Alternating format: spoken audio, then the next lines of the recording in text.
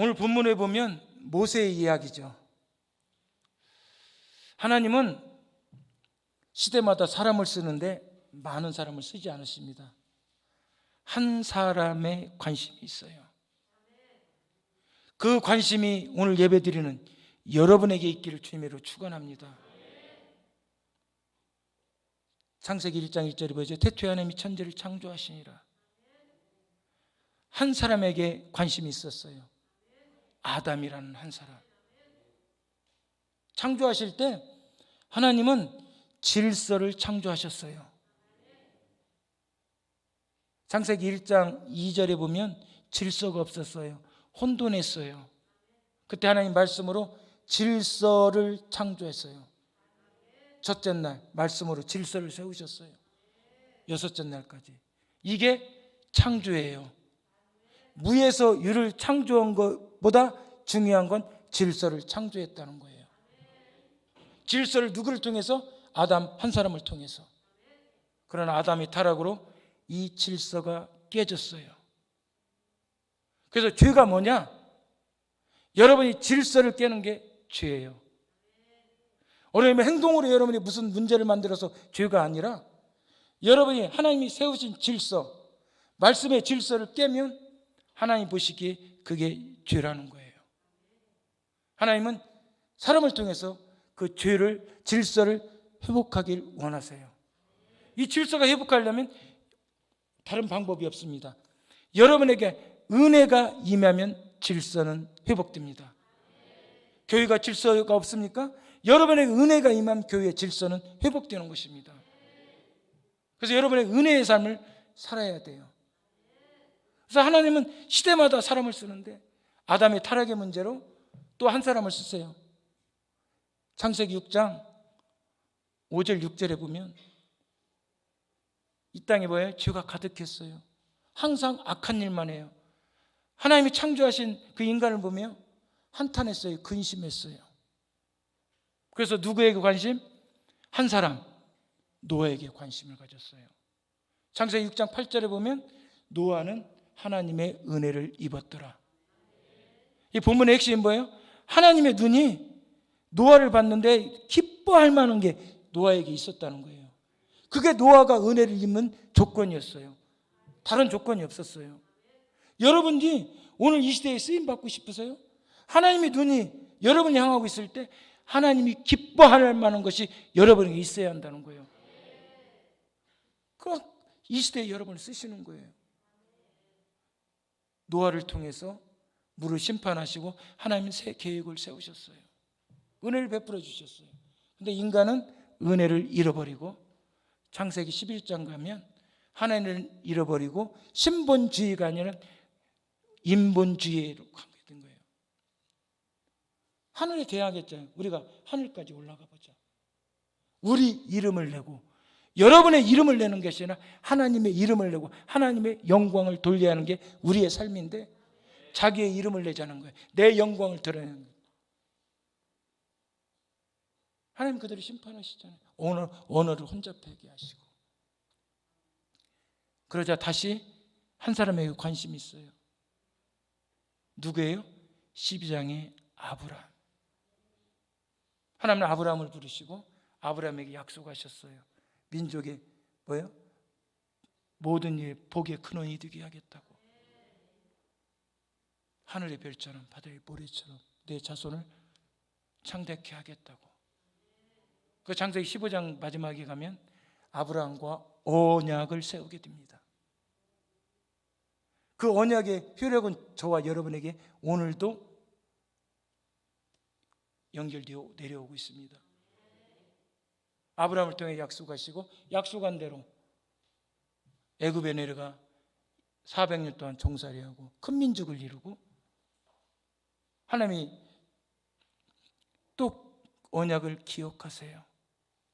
출애굽기 3장 24, 25절에 보면 아브라함의 하나님, 이삭의 하나님, 야곱의 하나님이 언약을 기억하사 자기 백성을 돌보시고 세워나가시는 거예요. 그 언약 때문에 아브라함과 세운 그 언약 때문에 한 사람을 찾으시는데 누구예요? 모세 한 사람을 찾으시고 모세를 부르셔요. 그게 3장이 모세의 소명이고, 모세가 순종하지 않잖아요. 하나님이 계속 말씀하십니다.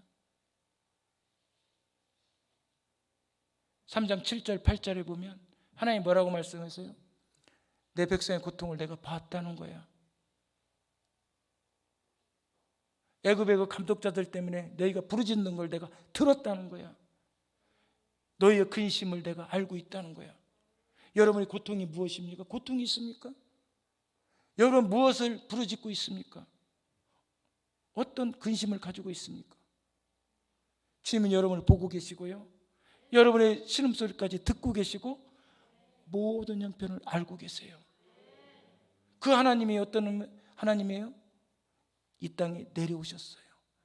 하늘 보좌를 버리시고 이 땅에 내려오셨어요. 구약에는 신하세나 내려오셨고요, 2000년대 예수님이 이 땅에 인간의 몸을 내려오셨어요.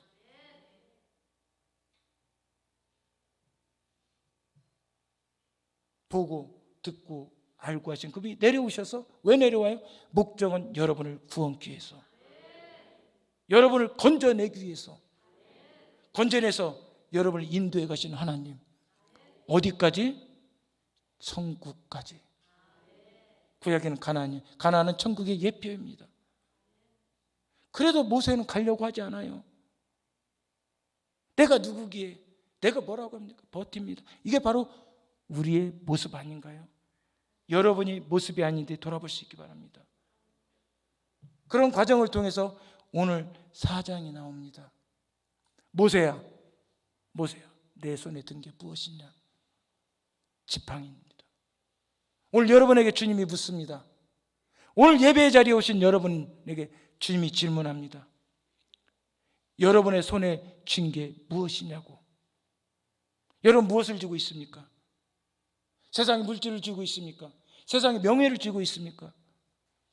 남편을 쥐고 있습니까? 부인을 쥐고 있습니까? 자녀를 쥐고 있습니까? 주님 물어보세요. 너희가 쥐고 있는 그거 무엇이냐? 모세는 지팡이입니다.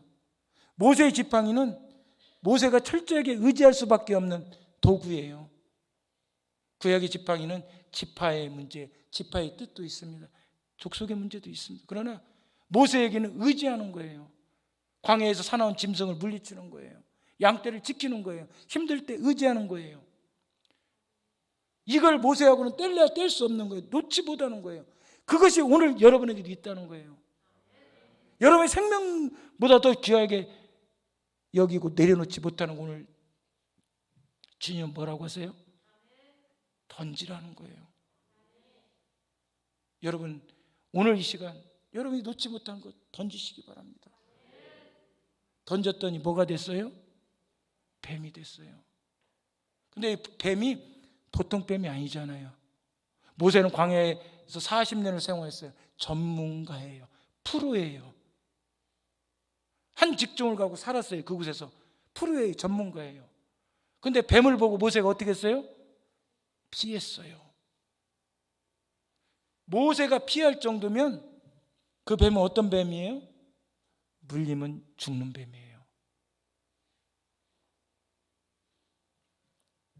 뱀의 이름은 나와 있지 않지만 모세가 피했어요. 뱀을 보고. 그럼 물리면 죽는 뱀이에요. 여러분이 던졌는데 그거 놓으면 죽는 것 같은 거예요. 모세가 그런 거예요. 뱀이 됐어요. 근데 하나님이 야 피해라가 아니라 뭐라 그래요? 잡으라는 거예요. 어디를 잡아라? 나는 뱀의 전문가는 아니지만 뱀은 꼬리 잡으면 안 된다는 것 정도는 알고 있어요. 꼬리 잡으면 물잖아요. 물리면 죽는 뱀 피했는데 꼬리를 잡으라는 거예요.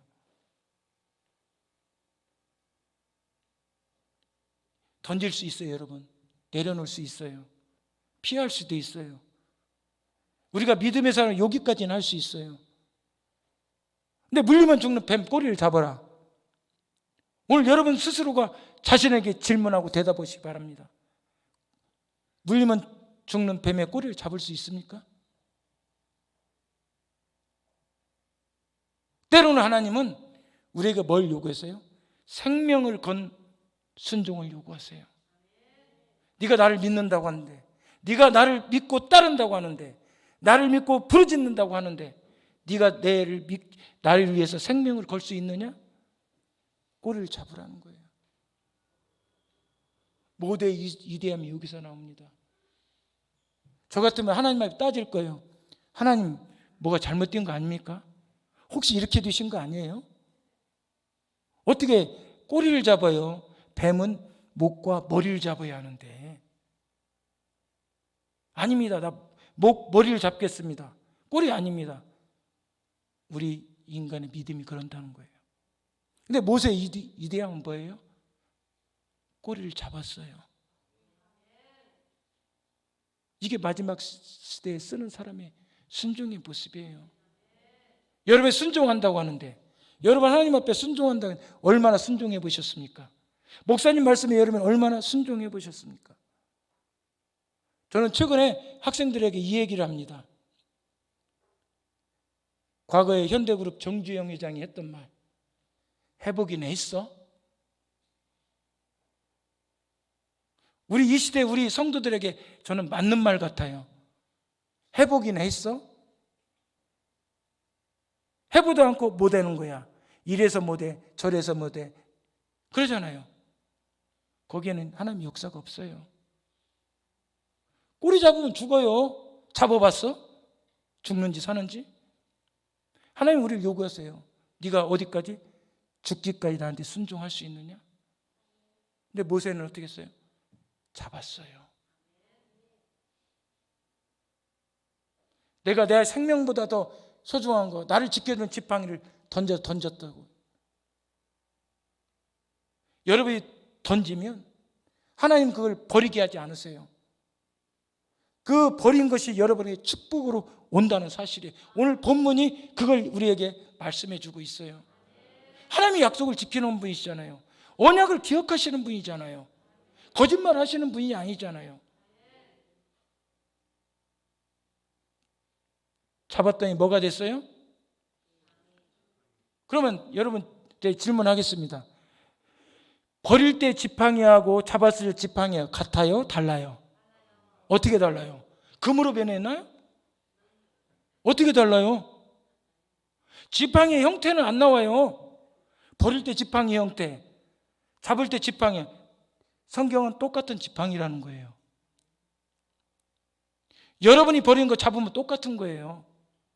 내려놨던 남편, 똑같은 남편이에요. 내려놨던 자녀, 여러분의 자녀, 변하지 않는 자녀예요. 물질, 명예, 그대로예요.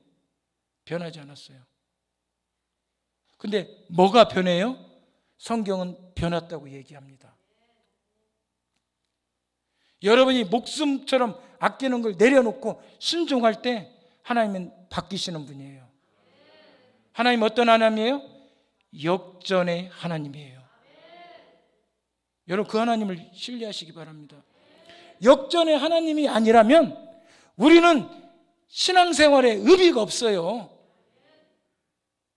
나의 상황을 역전시키는 거 하나님이기 때문에 우리가 이 자리에 와 있는 거잖아요.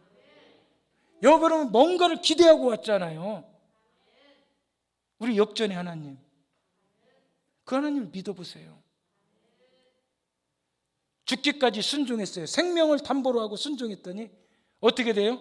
출애굽기 4장 여러분 펴셨으면 17절 함께 읽겠습니다. 4장 17절